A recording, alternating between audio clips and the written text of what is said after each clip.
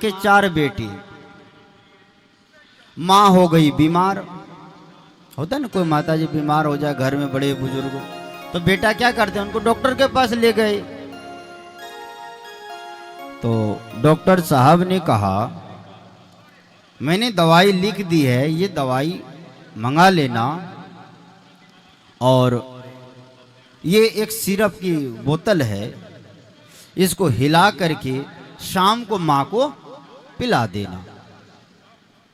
तो इससे क्या होगा कि माँ जल्दी स्वस्थ हो जाएगी और अपना घूमेगी फिरेगी।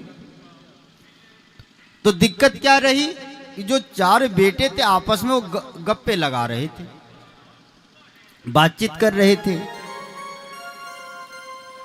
जब बातचीत कर रहे थे सुनाई पड़ा नहीं, गौर से सुना नहीं। घर गए, शाम हो गई।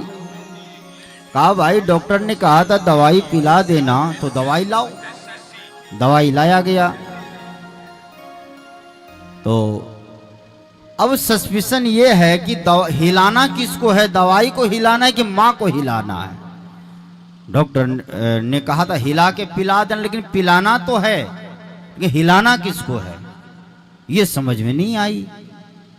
तो बेटों ने दिमाग लगाया अपनी खोपड़ी, कहा भाई दवाई तो जड़ वस्तु है, तो जड़ को हिलाना क्या है।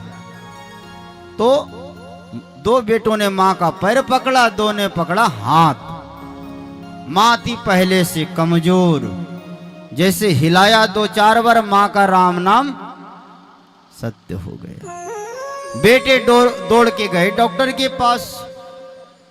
कहा डॉक्टर साहब आपने जो दवाई दी थी मां चली गई, आपने गलत दवाई दी है, मैं आप पर FIR कराऊंगा। डॉक्टर ने सोचा मैंने दवाई तो सही दी है। कहा भाई तुमने पिलाया कैसे और किया क्या, एक शुरू से मुझे बताओ। कहा आपने कहा था हिला करके मां को पिला देना, मैंने हिला के पिला दिया। डॉक्टर साहब का दिमाग ठनका। कहा एक बात बताओ, हिलाया तो हिलाया किसको। कहा मां को।